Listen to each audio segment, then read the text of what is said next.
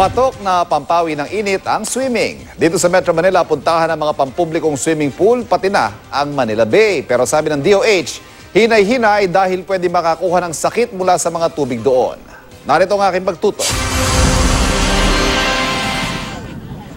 Sa biglang tingin sa itong karaniwang beach resort na dinarayo ng marami sa mga panahon ng nakakapasong init. Etong si Kuya, feel na feel ang kanyang beach bod habang naglalakad sa tabing dagat. Sa dami ng tao, patok ang pagtitinda ng mga salbabida.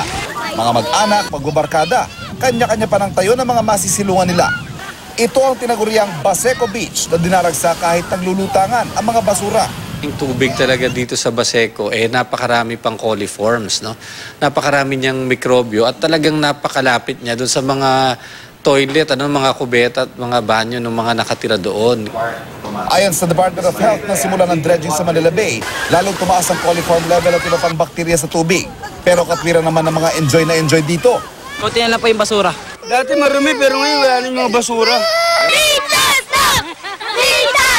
Pero kung hindi man magkasakit sa balat, paano naman yung hindi maiwasang may maiinom na tubig habang naliligo?